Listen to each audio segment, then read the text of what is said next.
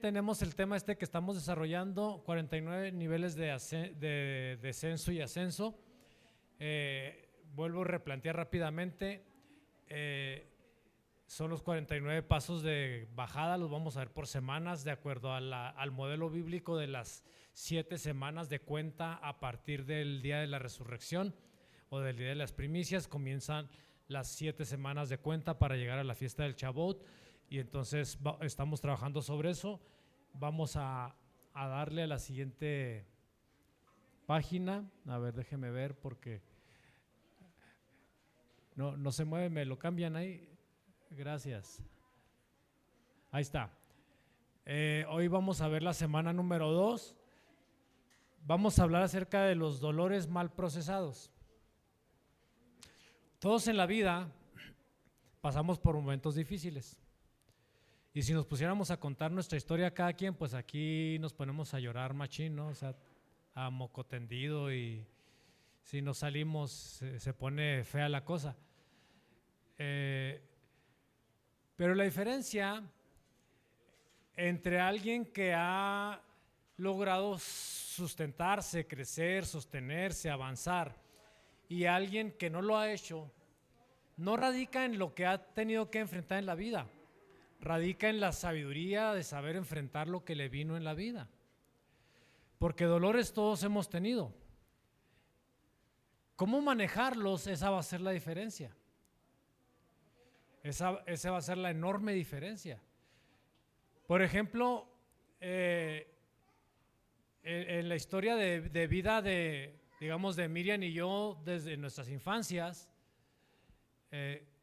por ejemplo, nosotros a nivel familiar, pues mi papá es de los que fueron por los cigarros y ya no volvieron. Fue y vino, ¿sí? Y dio vuelta y todo, y no volvió.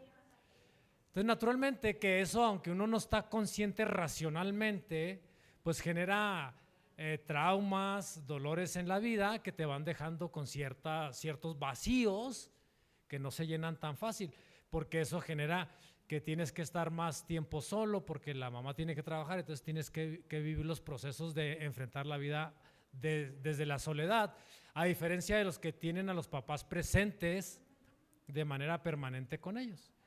O el caso de Miriam y sus hermanos, que aunque tenían a sus papás presentes, se vieron obligados también a tener que vivir a niveles bajos, muy bajos económicamente, por el alcoholismo de su papá. Entonces, seguramente mucha gente también vivió lo que nosotros vivimos, de que el papá se fue, o de que tuvieron un papá alcohólico, que se desatendía económicamente de la familia, y a eso le atribuyen el que ellos hayan fracasado en la vida, o que se hayan hecho alcohólicos, o que hayan tomado decisiones equivocadas. Entonces, los contrastes están en cómo trabajaste los dolores en la vida. Imposible es que vengan tropiezos, dijo Jesucristo. O sea, es imposible que no vengan tropiezos, que no vengan dolores. En el mundo tendrán aflicción. Eso es parte del proceso de la vida. O sea, nos vamos a golpear, o nos van a golpear de una o de otra manera. Y no podemos vivir toda la vida echándole la culpa a nuestros padres o a nuestros ancestros o a quien se nos ponga enfrente. Hay gente que todavía le echa la culpa al gobierno o a quien sea.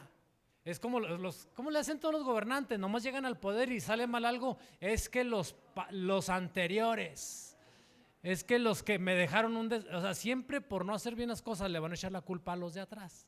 Diga conmigo, yo tengo sabiduría para enfrentar, para manejar lo que a mí me toca enfrentar. O sea, no podemos culpar a nadie, porque en cuanto comenzamos el proceso de culpar a los demás, comenzamos a descender. Los que han bajado es porque no han tenido la sabiduría para enfrentar los dolores que la vida lleva, los dolores que la vida tiene. El casarse es lo mismo, o sea, al principio es miel sobre hojuelas, pero ya cuando estamos dentro sabemos que tenemos momentos de desajuste, momentos de desacuerdo, momentos complicados, y saber manejarlos va a hacer la diferencia entre poder hacer una buena familia, un buen matrimonio, o vivir en un infierno chiquito. ¿Sí estamos de acuerdo? ¿Qué Luis? ¿Qué es? ¿A quién andan buscando un ratón? Entonces vamos a la siguiente diapositiva.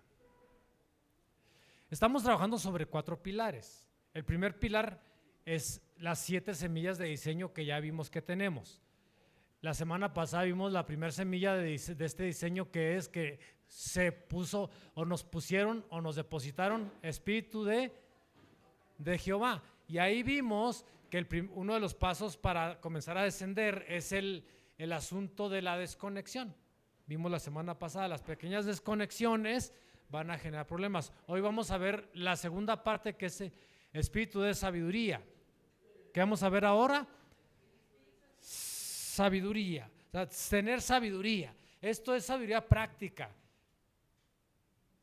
totalmente práctica. O sea, por ejemplo, si la hermana Irma me pone una buena bofetada, sabiduría va a estar en mí en saber si se la devuelvo o me quedo quieto. ¿Qué estará mejor, hermana? Y la hermana va a decir, pues quédese quieto, ¿verdad? ¿Sí?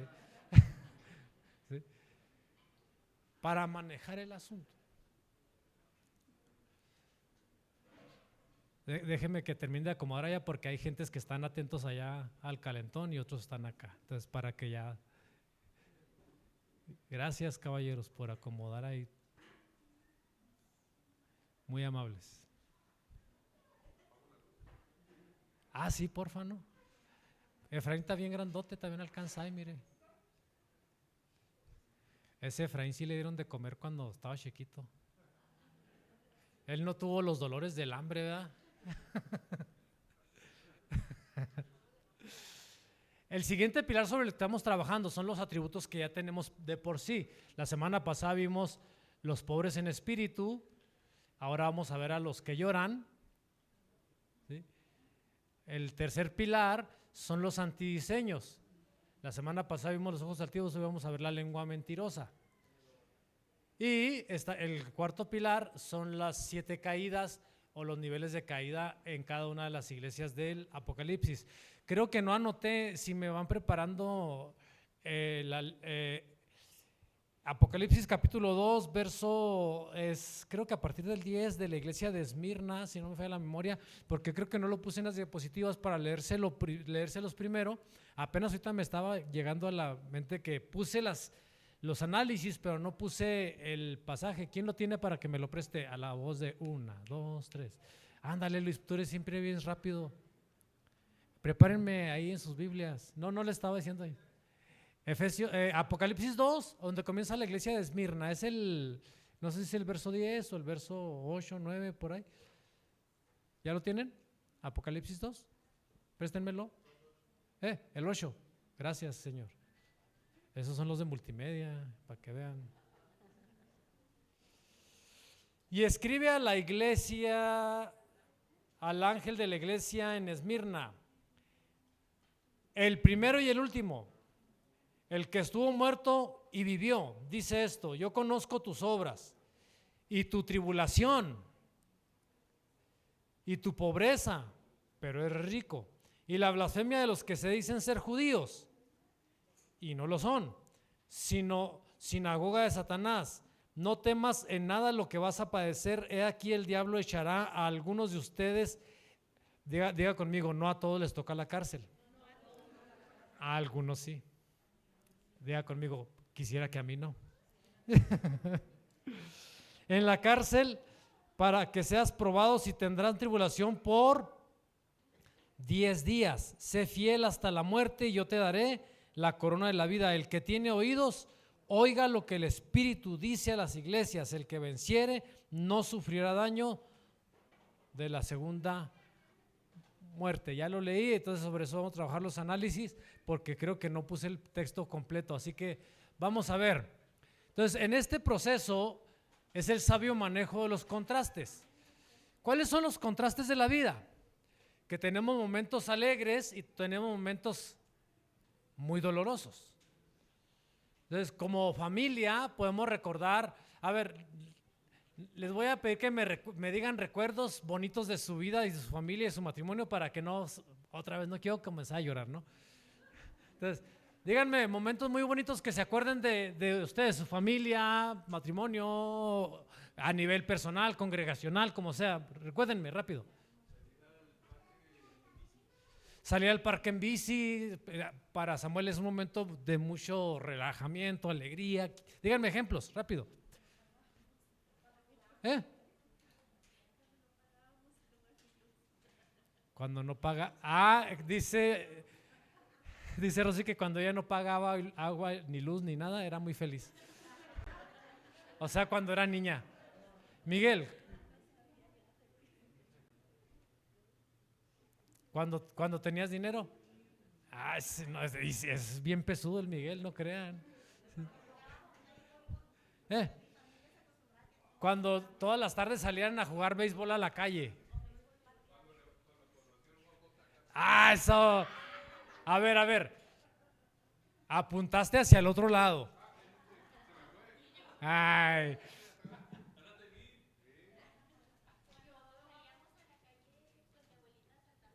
Cuando saltaba la cuerda con su abuelita, ándale hermana, vuelve a saltar la cuerda. Cuando salieron a comprar, ándale Rebeca, salgan a comprar dorinachos.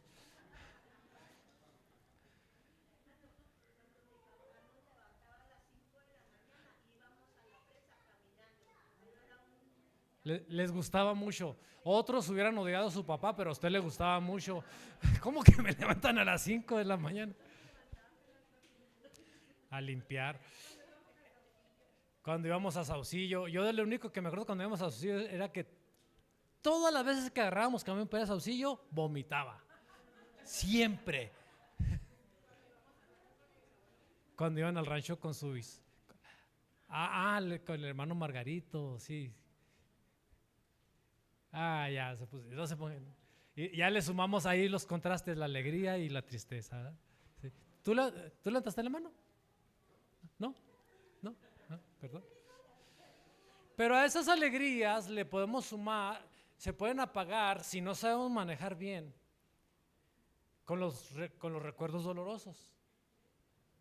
De cuando no teníamos dinero, de cuando papá llegó borracho y golpeó a la mamá, de cuando se divorciaron los papás, de cuando falleció la persona que tanto queríamos, de cuando se incendió la casa, de cuando golpearon a mi hermano. O sea, no estoy diciendo mis ejemplos, estoy diciendo cosas en términos generales. Si no sabemos manejar eso, esas cosas buenas que nutrieron, es que se acomodó mal una mesa y se cayó, no se asusten.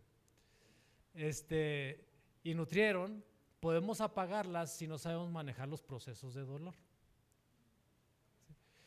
Todos tenemos un banco de recuerdos y de bendiciones y experiencias muy buenas, muy bonitas, que deberían de estar por sobre los dolores. No saber manejar esos dolores, no tener sabiduría, nos va a hacer bajar.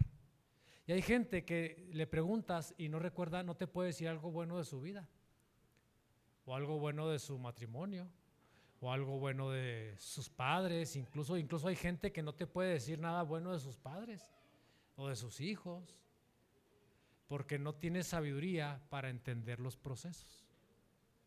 ¿Sí? Y hablamos aquí del segundo diseño que vemos ahorita, el diseño de sabiduría. Entonces vamos a ver Esmirna, porque Esmirna es el contraste del dolor y la belleza. La palabra Esmirna viene pues de mor, que significa mirra, que también está relacionada con el sufrimiento, con el dolor.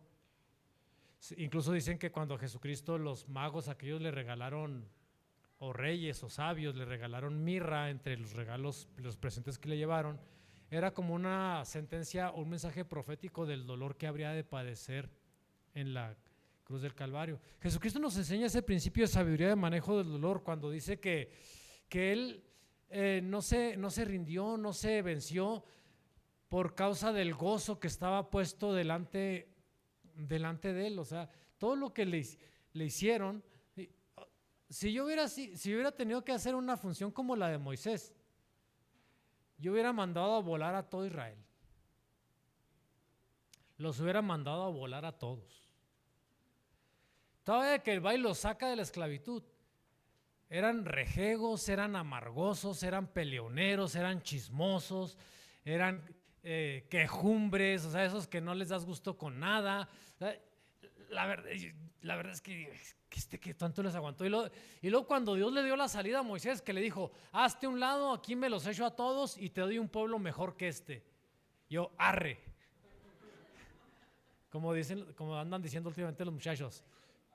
Arreluya. Sí. Órale. Y en lugar de eso se paró en medio y dijo, no.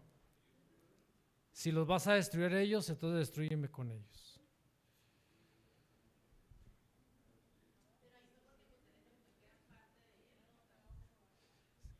¿Sí? Pues sí. Sí. Pero hay quienes no les importa eso, ¿eh?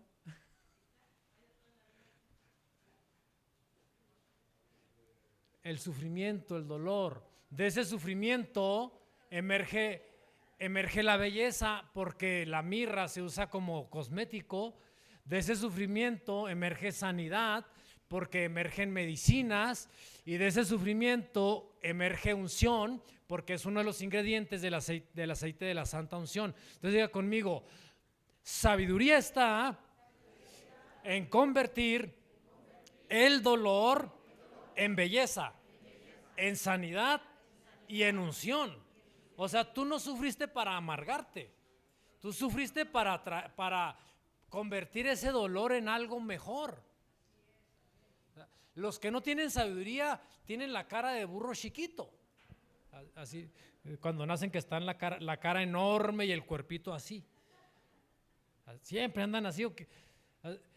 Aquí no hay de esos, ¿verdad? Pero en otras congregaciones, no sé qué, en otros lados, gente amargosa que tiene la cara de fushi. ¿Quién dijo? José. A ver, José, ¿sí?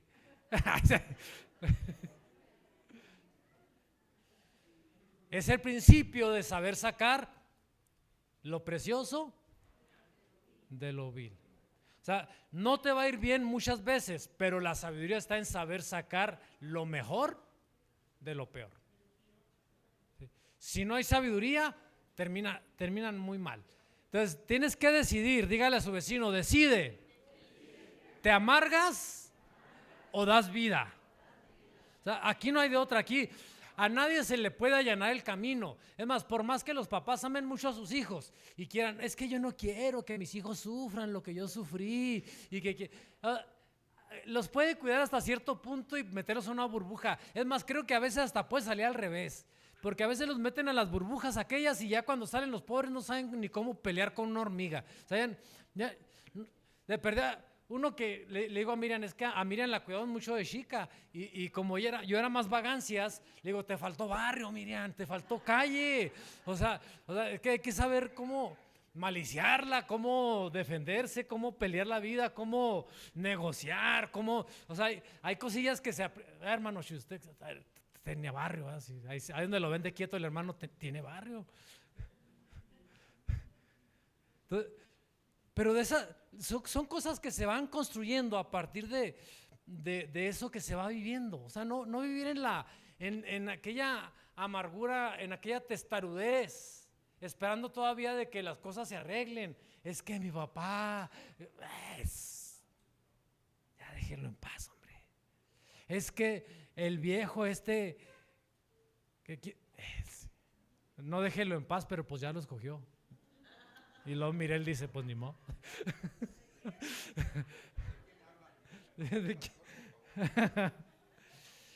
Siguiente, contraste. El remitente de esta carta también es una suma de contrastes. Es el primero y es el último. Dígale a su vecino, porque a veces te toca estar adelante y a veces te toca estar atrás. Porque hay lugares donde eres el mero matancero. Eres el Juan Camaney, bailo tango, masco chicle, tururú.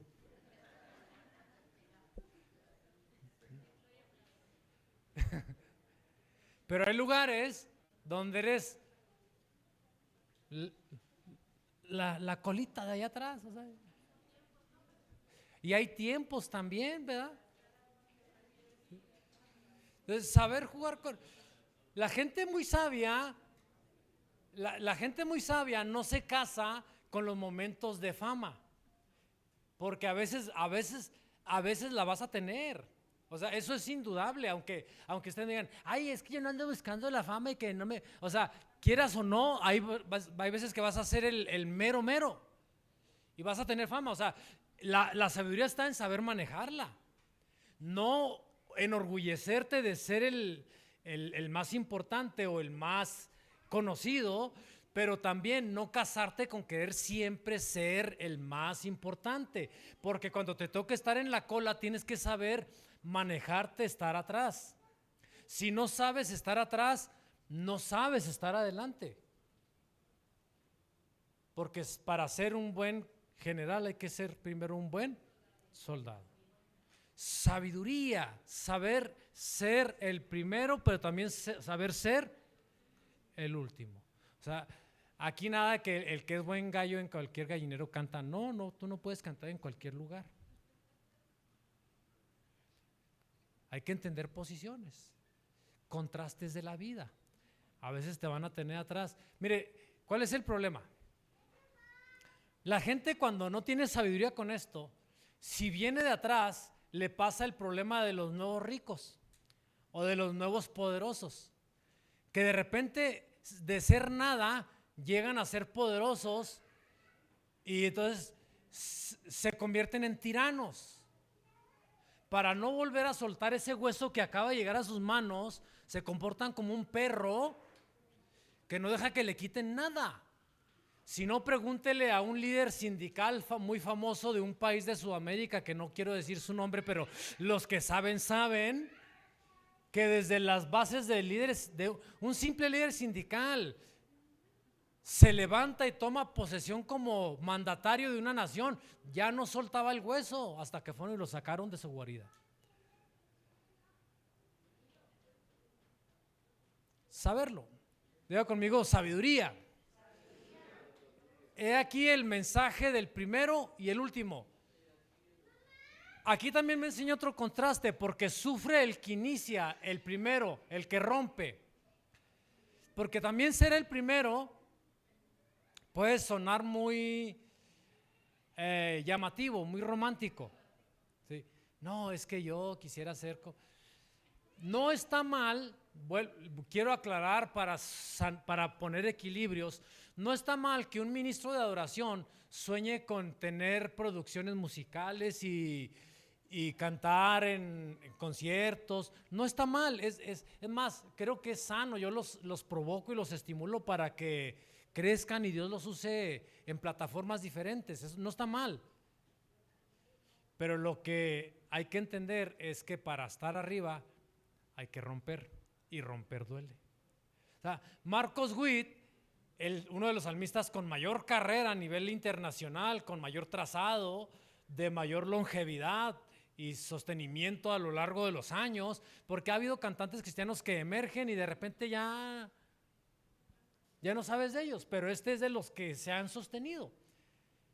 ¿Cómo le ha ido a este hombre para sostenerse donde se ha sostenido y seguir siendo referente para los salmistas en el mundo? Ya lo acusaron de cantar canciones satánicas, ya lo acusaron de carnal, de pecador, de impío, ya lo subieron, lo bajaron y hicieron con él lo que quisieron, porque le tocó la función de romper algo que la iglesia no quería romper. Entonces, el primero rompe y duele. Así que si sueñan con estar arriba y ser los primeros, tienen que ponerse un buen casco porque tienen que enfrentar lo que duele. Pero el que termina celebra, porque termina todo, se acaba. Salmo 126:6. El que sale sollozando mientras echa la cera o la semilla, ¿cómo regresará? A su casa con gritos de alegría. Que el dolor no te prive del gozo de terminar, porque aquí también hay algo muy importante.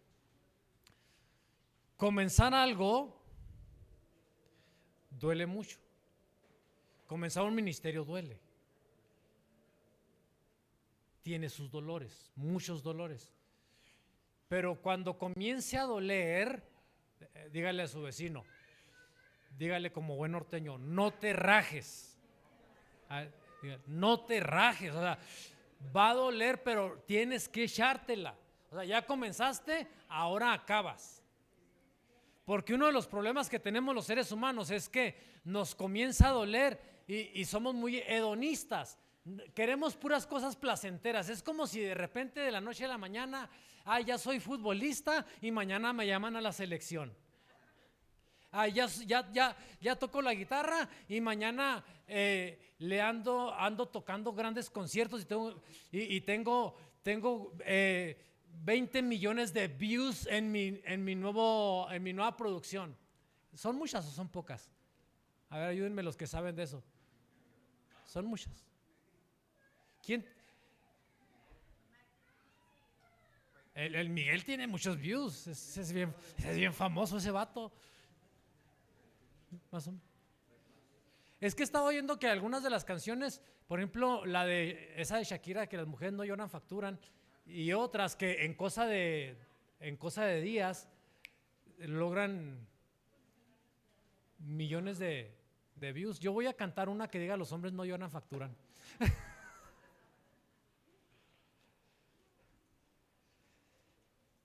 Siguiente contraste, en economía. Conozco tus obras y tu tribulación, ¿y tú qué?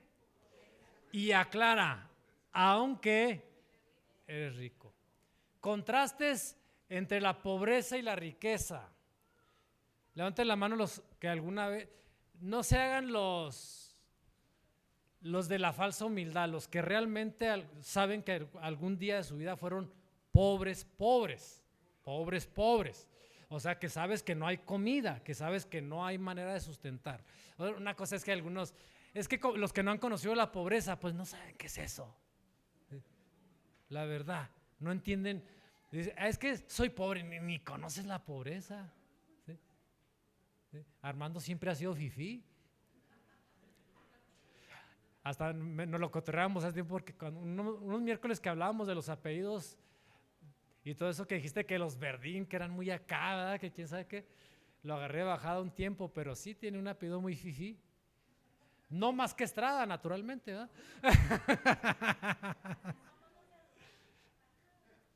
Sí.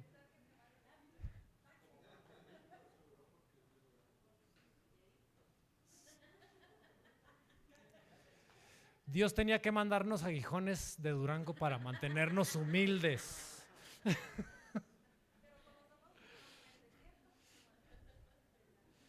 La pobreza duele. O sea, cuando se es niño, que no se tiene conciencia de que se es pobre, pues se corre, se juega. Pero cuando comienzas a entrar en conciencia de que eres pobre, la pobreza duele. Porque ya sabes que no tienes. Porque ya sabes lo que es que te manden a acostar, a dormir mejor, porque no hay que darte de comer. Porque la pobreza tiene un dolor profundo. Y cuando no se maneja bien, ese dolor se convierte en resentimiento que va a amargar y vas a ser cliente de políticos mañosos que enganchan a las sociedades del resentimiento. Y como nuestro país ha conocido la pobreza, ahí van los contrastes. Nuestro país ha sido sumamente pobre y no porque sea pobre. El problema es que México es de los países más ricos del mundo. Tiene unos grandes recursos naturales de agua, de vegetación, de animales. O sea, tenemos minerales. Es de los pocos países que tienen prácticamente todo en la mano. Hasta tenemos la forma, y algunos nos han llamado el cono de la abundancia, el cuerno de la abundancia, por la forma que tiene el país y por la abundancia que el país tiene. Se supone que México solo podría sustentar a gran parte del mundo con su producción agrícola y de producción animal. Pero ¿por qué hay gente que se muere de hambre?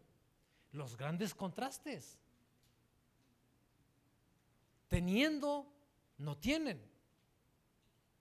Es la falta de sabiduría de manejar esto. O sea, si usted ha probado la pobreza, hay que ver por qué se probó la pobreza y hay que tomar decisiones sabias para entender. Por eso le aclara claramente. O sea, conozco tu pobreza, no le está diciendo que sea pobre.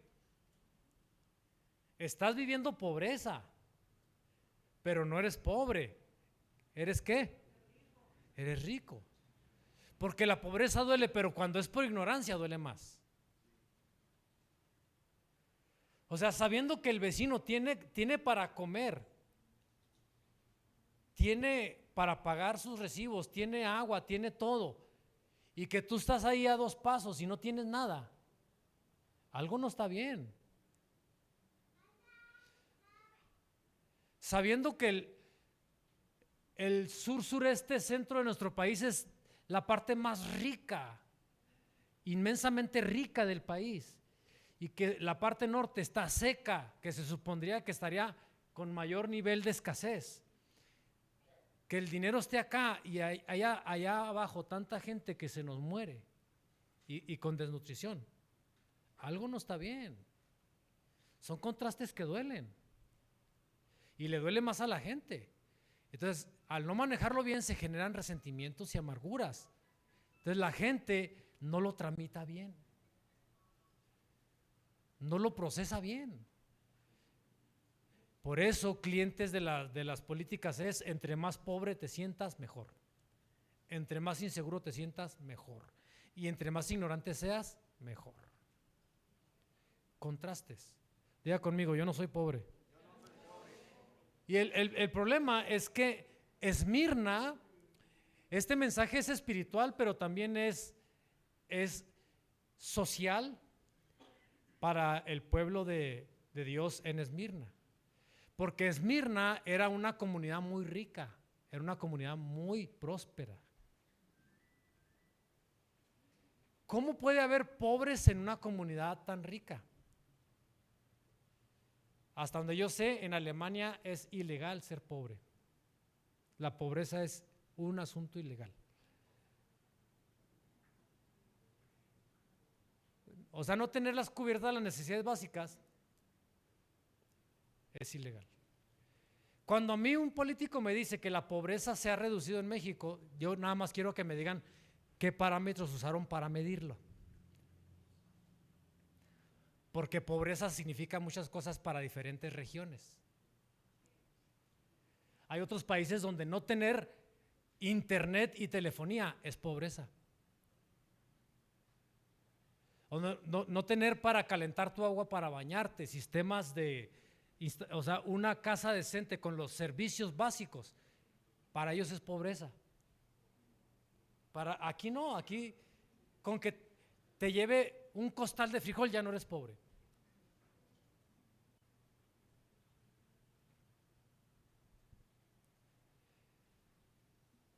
Pero el principio espiritual es: acuérdate de Hashem, Deuteronomio 8:18, acuérdate de Hashem tu Elohim, ya que es Él. Diga conmigo: es Él. Diga conmigo: es Él. No solo la tierra, es Él. No el hombre, diga conmigo: es Él. No las decisiones de política económica en el mundo, es Él. ¿El que qué? El que me da la fuerza para ser exitoso. Porque las decisiones que los gobiernos tomen serán determinantes. Hubo una crisis aquí en México, no sé si algunos de ustedes se acuerdan, que se le llamó a nivel mundial el efecto tequila. ¿Algunos se acuerdan del efecto tequila? ¿No? ¿Se las explico una vez así? La crisis de México del 94-95, la transición entre Salinas de Gortari y Ernesto Zedillo, que nunca se resolvió si la culpa fue de Salinas, que dejó una burbuja atrás, o de Zedillo, que tomó una decisión política equivocada, y en cuanto toma el lugar, ¡pum!, revienta la crisis en el país. Esa crisis a nivel nacional pegó a nivel internacional. Casi todo el mundo se metió en crisis por culpa de México, por eso le llamaban efecto tequila. Entonces, Las decisiones monetarias en el mundo, las decisiones que los gobernantes toman, pueden generar pobreza. Hay gente que hasta se llegó a suicidar porque tenían sus riquezas y las perdieron. Hoy tenían millones, mañana al día siguiente amanecieron sin nada en el banco. Dios nos guardó, miren, en mí de alguna manera, porque andábamos en el proceso de casarnos y la primera decisión es que andábamos viendo unas casas de interés de Infonavit, que se le llaman de Infonavit, pero de crédito, hombre. Allá para cuando estaban haciendo nuevas las casas frente a la Ford de Paseos de Chihuahua. Fuimos a verlas y como que suenan bien y lo que sea, pero después cambiamos de decisión. Mejor compramos un terreno y hacemos algo ahí, comenzamos a construir algo. Y en cuanto nos casamos, revienta la crisis y fue hipotecaria también. Mucha gente que tenía casas a crédito las perdieron. Una cantidad enorme de casas se perdieron en ese proceso. El asunto es que en esa crisis, la pastora nos dijo, la hermana Yolanda, se necesita estar loco, nos dijo, para casarse en una de las grandes crisis del país. Pues yo ni sabía que había crisis. Nunca nos dimos cuenta de la crisis. Compramos un carrillo, hicimos la casa, le pusimos barda y la crisis, apa. Hasta un vecino que vivía más abajo, ahí por el templo Jeruel. La historia se las he contado, los más nuevos no se la conocen, pero de repente andaba yo afuera de la casa haciendo algo y andaba un maquinista afuera y luego me dice, y el señor, ¿y tu papá? Yo soy el señor de la casa. Tenía 23 años creo.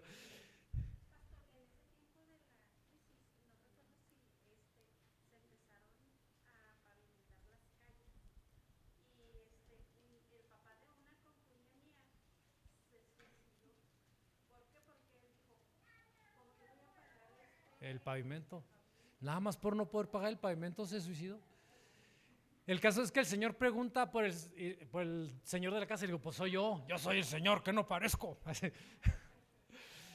Y me dice, es que nos dijeron que esta casa le hicieron bien rápido porque se encontraron un tesoro. Porque un vecino de abajo que vivía casi por el templo donde éramos pastores, decía que cuando todavía no vivíamos ahí, él veía una llamarada y caminaba y caminaba y caminaba y llegaba justo al terreno donde estaba nuestra casa y conforme caminaba la llama bajaba y llegaba y solo encontraba como ceniza. Entonces decía, siempre se dice que cuando hay esas señales, ahí hay un tesoro. Dice, entonces nos dijo, así que si encontraron algo, pues también la tradición dice que el que lo encuentra le comparte al… Ajá. Y le digo yo, ¿qué falta de criterio de esa persona? Porque capaz de que alguien sí cree y piensa que tenemos tesoros o no sé qué cosas. Pero es que, ¿quién fue? Es él. Diga conmigo, aunque haya pobreza, no la voy a ver. Siguiente contraste. La actitud. Una cosa son los muertos y otra cosa son los resucitados. El que estuvo muerto y ¿qué? Y vivió, dice esto, sé fiel hasta la muerte. El vivo entre los muertos. Ezequiel 16:6 dice la expresión, te dije, ¿qué te dijo el Señor? A ver, no lo escuché, ¿qué te dijo el Señor? A ver, dígale a su vecino, ¿qué te dijo el Señor? Sacúdalo y dígale, vive. O sea, una cosa es andar como muerto, como walking dead, como zombies, ¿ah? Digo, hay hermanos en otras iglesias, no aquí, sí, en otros estados, que llegan a la congregación como walking dead. Efesios 5:14, dígaselo de puro coraje, léaselo con coraje, dígale, 1, 2, 3, dígale, levántate tú que duermes. Así como el papá de la hermana que les decía a las 5 de la mañana, levántate tú que duermes. Su papá les arrancaba la cobija y para arriba. ¿A qué horas? A mí siempre me trataron bien y no me levantaron. Porque siempre fui muy inquieto y me levanté solo. Sí, sí. Yo me ponía de pie solo en la mañana y para arriba. A usted, hermano Andrés, dígame la verdad, ¿lo tenían que levantar? No, eso es todo. Sí. Dice, antes no, ahora sí. Él, todavía, eso es todo. ¿A quiénes los tienen que levantar? Digan la verdad, pécoros. Tylit, ¿quién más? ¿No? Ay, todos se levantan solos, ahora resulta. A Esther la tienen que levantar. A mediodía, ¿no? Levántate tú que duermes, elévate. Diga conmigo, elevarse. Aliyah, que es Alá, que es ascender, es crecer, es avanzar. O sea, los muertos viven inconscientes. O sea, es que aquí no se trata de sensaciones. Aquí no se trata de. ¿Se acuerdan cuando a ustedes que han participado en algún culto pentecostal que dicen, estás muerto en el nombre de Jesús, no siente nada este? O sea, no se trata de sentir, se trata de vivir, se trata de crecer, se trata de avanzar en el Señor. O sea, hay gente que literalmente está conduciéndose como un muerto. Pero el que estuvo muerto, ¿pero qué? Resucitó, él vive. Elévate entre los muertos y Mashiach o el Mesías, ¿qué? Brillará sobre ti. O sea, el contraste, estando entre vivos, caminar como ¿qué? Como muerto. O al revés el contraste, estando vivo, viviendo entre los muertos. La sabiduría para entender que si tienes dolor, no tienes que quedarte catatónico. O sea, hay gente que se incapacita hasta porque le duele una uña. Ay, ya no puedo ir a trabajar, me duele la uña. Ay, sin pisar, ahorita José luego de mí no va a estar hablando. El hermano Huicho lo tuvo que exhortar, ¿verdad? Porque no quería tocar la guitarra. Que porque la uña, le digo. Así lo pusieron allá en Urique, que no quería tocar porque traía la uña, al dedo gordo así inflado y la uña negra y cayéndose. Así toque, le dijo. Así que lo tuvo que hacer tocar con 3 dedos. Sí se puede, ¿no?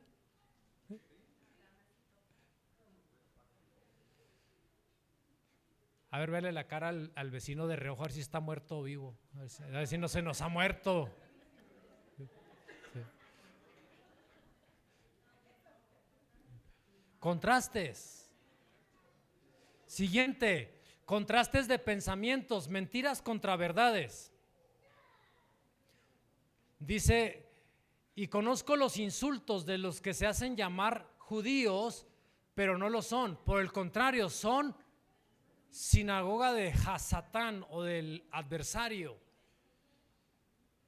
Mire, a ver, ponga su manita así sobre sus oídos y diga, en el nombre de Jesús, mis oídos tienen el filtro del discernimiento del Espíritu Santo y la sabiduría para distinguir entre mentiras y verdades. Porque el problema es que somos muy dados a creer mentiras. Y hoy que estamos, ¿qué? ¿Qué está qué? ¿Quién está tapado? No se lo tape. Jálelo. Estamos en una era de mentiras. Si en una época ha habido mentiras, es ahora.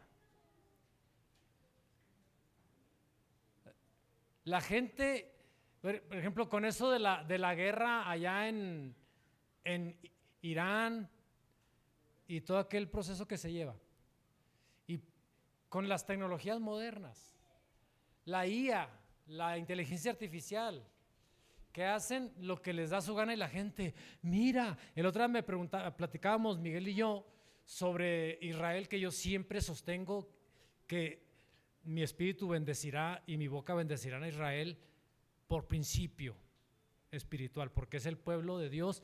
Que todavía no haya entrado la redención es una cosa diferente a que hayan dejado de ser el pueblo de Dios. Son cosas diferentes. Entonces me decía Miguel, que dice, es que a veces es contrastante lo que ve uno en las noticias de cómo, o en los medios, de cómo de repente los israelitas hacen barbaridad y media. Le explicaba yo a Miguel, y que algunos en corto les he explicado, las guerras antes de ser militares hoy en día son mediáticas. La batalla se gana en los medios y no a balazos. Cuando yo estudié sociología, a mí me enseñaron a hacer manifestaciones y guerrillas, porque recuerde que la UNAM tiene un fondo muy comunista. Y estudié en la facultad más comunista de toda la universidad, ciencias políticas y sociales. Entonces yo sé cómo se construye, les digo, es muy fácil. O sea, ellos se preparan, toda la comitiva que va, y preparan 4 a 5 niveles de grabación. Unos parece que no están haciendo nada, pero todos están haciendo tomas de diferentes ángulos a diferentes niveles. Y cuando tienen la toma que necesitan, es la que mandan a redes para hacerla viral. Donde parece que un policía está golpeando a alguien, donde parece que le echaron un gas lacrimógeno y mira la policía violentando y un gobierno represor y todo ese tipo de cosas y arman todo un alboroto. Entonces le digo, el asunto con Israel es una guerra mediática. Si logran que el mundo odie a Israel, Israel perdió la guerra. Porque principio de guerra para Israel es principio siempre. Van a bombardear un vecindario, le avisan a la gente. Tienes 4 horas para salir de aquí, viene el bombardeo. Y la gente tiene oportunidad de salirse. Principio criminal de ellos es que esconden su armamento y sus cosas en hospitales y en escuelas. Prefieren que maten al niño y a su esposa y a los enfermos de un hospital a entregar las armas. ¿Quién es el criminal? Entonces el mundo cuenta mentiras. Los políticos lo que mejor saben hacer, tristemente, es mentir. No estoy diciendo en términos generales, uno que otro en caridad de Dios que se salve de no ser mentiroso, pero le cuentan las babas así en la cara a las personas, las mentiras, al color que le pongan, o sea, mentiras totales y cabales, y la gente.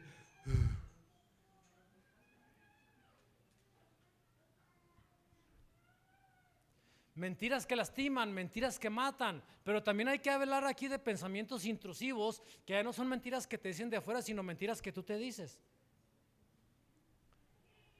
Ya no levante la mano para no exponer a nadie, pero ¿cuántas veces alguien no se ha sentido que es muy feo? O que es indigno, o que es un ignorante, o que no merece algo, o que ya está desechado por los demás, o que es el más pecador del mundo entero, o que no tiene remedio. Se dice que las mujeres puede ser que estén más susceptibles, aunque los hombres también, pero más las mujeres a batallar con pensamientos intrusivos, que de repente pueden estar, les ha pasado que de repente están orando y de repente les llegan pensamientos raros. ¿Sí? Es una complejidad, ¿no? que se vive en nuestra vida. Entonces, el principio de estar batallando con esto y de llevar cautivo todo pensamiento, ¿a dónde? A la obediencia a Cristo. Dicen que son judíos, pero no lo son. ¿Por qué le dice esta cosa? Porque en esos tiempos comienza esta separación, diferencia entre Israel y lo que hoy se conoce como la iglesia. Porque los emperadores romanos estaban persiguiendo a los judíos. Entonces hubo un convenio entre judíos y los emperadores romanos para que ya hubiera un asunto de una tregua de paz. Pero ahí en ese proceso es donde los judíos le dicen al emperador, pero estos, porque para los romanos hasta ese punto, cristianos y judíos eran lo mismo. ¿Por qué? Porque los cristianos adoraban a un judío. Y los cristianos creían en una Biblia que nacía pues de los judíos, escrita por los judíos. Entonces para cualquiera en aquel tiempo era lo mismo iglesia que judío. Entonces los judíos dicen, no, estos no tienen nada que ver conmigo, esos son falsos y lo que sea. Yo soy el judío auténtico, por eso se dice ser judíos, pero no lo son. Porque es judío, dice Pablo, el que lo es de espíritu. Contrastes. Porque hay gente que se va a desmarcar de ti cuando no le convenga. Y ahí comienza la separación de las tradiciones y esas cosas que ya después no son para este día. Job 5:21, serás escudado del azote de la lengua. Ahí entra el segundo antidiseño. La lengua, de las 7 cosas que aborrece Jehová, la segunda era la lengua mentirosa. Hermanos, que Dios nos guarde a todos de creer tanta mentira que el mundo tiene. Está lleno de mentiras, está cargadísimo de mentiras, enormes mentiras. Entonces tengan mucho cuidado porque manipulan a la gente así con hilos y son gente muy experta. Son unos ignorantes, pero lo que sí saben hacer es manejar las redes y los medios para hacer que una mentira corra. ¿Sí? Le digo a Miriam, en este asunto, mientras es mentira o es verdad, ya se tronaron a la persona, ya le hicieron pedazos. Si ya dudaron de la reputación de alguien, sea mentira, sea verdad, ya se lo tronaron. ¿Sí? ¿Se acabó? Siguiente contraste de resoluciones: resistir o ceder.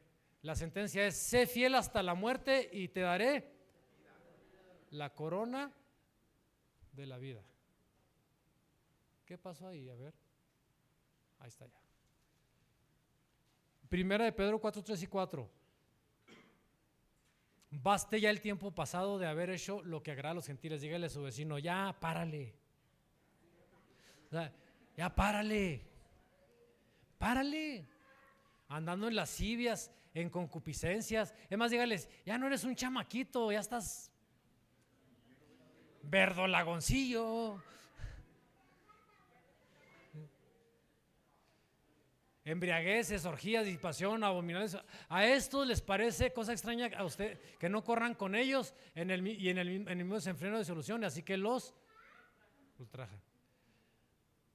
O te doblas ante la presión o resistes. Porque a todos nos tientan con cosas diferentes. ¿A cuántos de ustedes en sus trabajos, los que están más expuestos a los trabajos entre bola de gente que no honra a Dios, que no teme a Dios, entonces, que les ofrecen alcohol, que les ofrecen droga? Bueno, ya alcohol es lo menos, a veces da droga y ¿sí? Díganme, ¿a cuántos de ustedes los han presionado socialmente para que tomen alcohol, droga, tabaco? Levanten su mano, no tengan vergüenza, sí, los han presionado, sí, sí. Hasta esta hermana Magda, ¿quién, hombre? En el trabajo. Cuando trabajaba en el banco, eran bien jarras las cajeras. Quien las viera. Dije, pues trabajan como quiera los traileros, como quiera los que trabajan en las minas, o entre puro vato loco y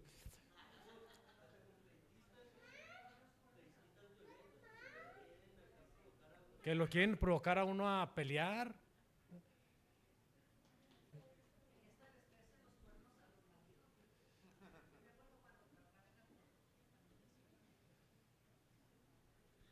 Sí hay de todo, lamentablemente. ¿Resistes o cedes? Bienaventurado el varón, dice la escritura, que resiste ¿qué? La tentación, porque cuando ya haya logrado vencer, entonces recibirá la corona. Siempre hay una recompensa de aguantar. siempre la hay. Es más fácil doblarse ante la presión. ¿Cuál es el clásico? ¿Que a poco te pegan? Te pegan agruras. Sí. Sí. Pues sí, y luego Esteban, sí, es que la Pati tiene la mano bien pesada. Mejor me cuido porque… Siguiente, contrastes de deseos. Sé fiel hasta la muerte y te daré la corona de la vida. ¿Qué corona quieres? Hay cuatro coronas ahí. Todos tenemos una corona. O varias. La sacerdotal, la diadema o la corona sacerdotal, que es la Neser, o la Atará, que es la de la realeza o de la corona de la victoria, o en el griego, la Estéfanos. ¿Cuántos usan perfume Estéfano? La Estéfanos, que es esta corona de laureada, hecha tejida de ramas de laurel, que se la ponían a los victoriosos, a los conquistadores, ya sea por guerras o en las Olimpiadas o en el circo romano, que al que ganaba la batalla se le ponía la corona. De hecho, en el griego, cuando dice sé fiel hasta la muerte y te daré la corona, en el griego pusieron la palabra Estéfanos, que es la corona de la conquista, que se parecería al hebreo del Atarat, que es la corona también para la victoria, para la realeza. Pero está la otra, que es la diadema, que simplemente la tienes por ser el heredero, la diadema del emperador.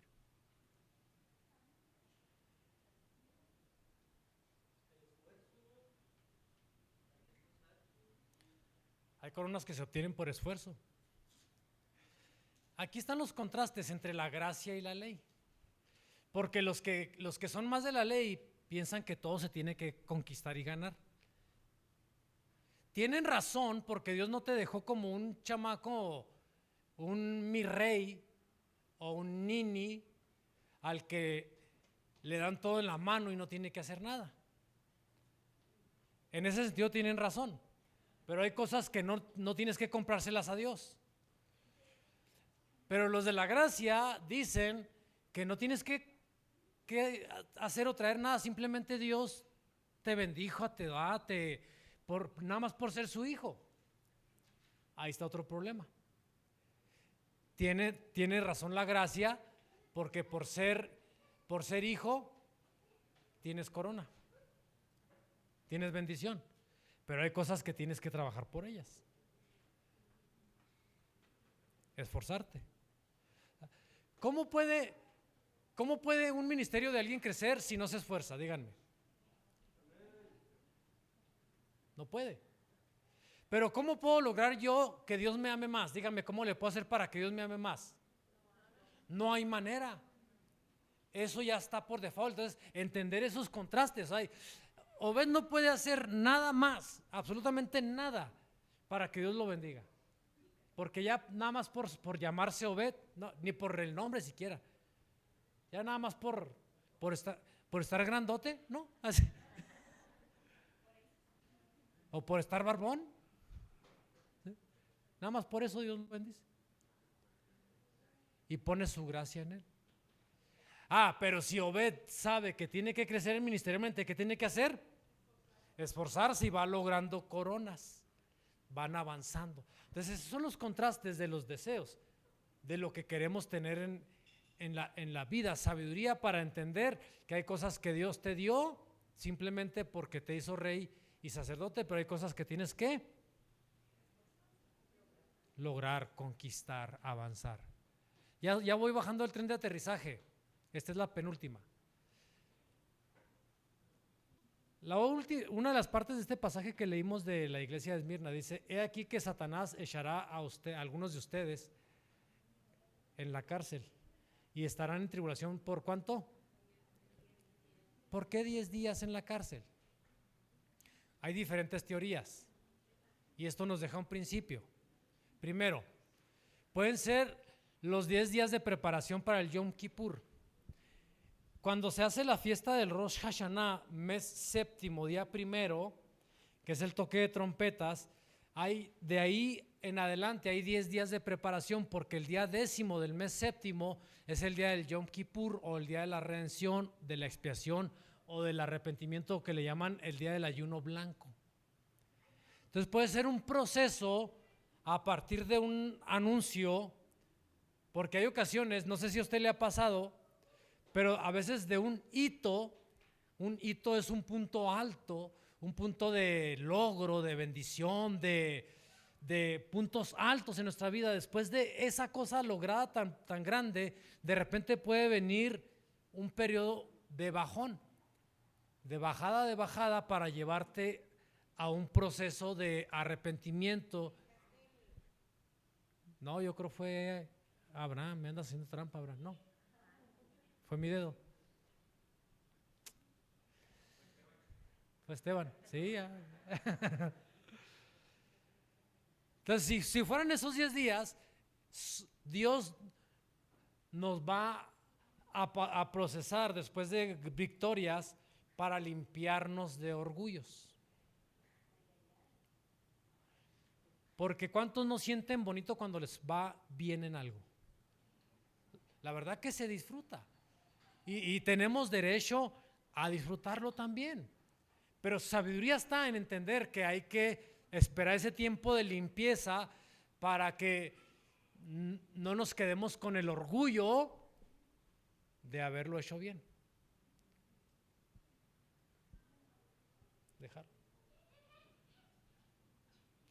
La otra teoría puede ser los 10 emperadores que persiguieron a la iglesia, porque Roma, cuando persiguió a la iglesia, no fue de manera consecutiva, sino que un emperador los perseguía, otro no, uno sí, otro no, pero en suma total fueron 10 emperadores los que persiguieron a la iglesia. He aquí 10 días Satanás los echará en cárcel. O la otra teoría puede ser Diocleciano, fulanito, el último emperador que persiguió la iglesia, el más sangriento de todos, que los persiguió durante ¿cuántos años? Súmele 303, 10 años. De manera violenta. ¿Sí? Puede venir procesos muy violentos ajenos a nosotros. No importa cuál sea la razón de los 10 días en la cárcel. Lo único cierto es que no es para siempre. Tiene un límite de tiempo. Dígale a su hermano, no es para siempre. Está limitado, está acotado por Dios. O sea, que tienes que pasar si lo tienes que pasar, o sea, que hasta Jesucristo mismo le dijo al Señor, si fuera posible pasar esa copa, pero como ya sé que no es posible, pues entonces, ¿qué? No se haga mi voluntad, sino la tuya. Porque hay cosas que no vamos a poder pasar si no pasamos por esos 10 días. ¿Dónde en esos 10 días quisiéramos morirnos? Bueno, algunos, no es para exagerar. Pero sí, dice Alicia, sí. Sí. Ya las vi a las dos ahí tiradas. Quisiéramos, en esos 10 días, ¿cuántos han pensado que se les acabó el corrido como a no sé quién? El corrido de Juan Marta, ¿no? ¿De qué trata ese corrido? Ay, sí, las santas que no saben. Usted, Joaquín, Efraín, ayúdeme. ¿No?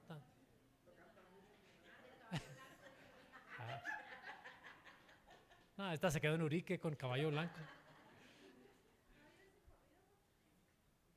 ¿Cuántos han pensado que se les acabó ya? La vida, el ministerio, el futuro. No hay mal que dure 100 años. ¿verdad? Levanten las manos que han pensado que ya se les acabó alguna ocasión en su vida, que esto se acabó ya, llegó a su fin, como que ya. Pero dígales, Efraín, dígales, no hay mal que dure 100 años. La otra parte. Ni cuerpo que lo resista. Eso. Nada es para siempre, o sea, vamos a sentir profundidades de la cárcel, dolores de la cárcel, que se acabó todo, que ya no servimos para nada. Cuando se han enfermado, ¿cómo se siente cuando, por ejemplo, Enrique, cuando se ha sentido mal? ¿Usted qué? Y piensa que ya no va a hacer zapatos, ¿verdad? No.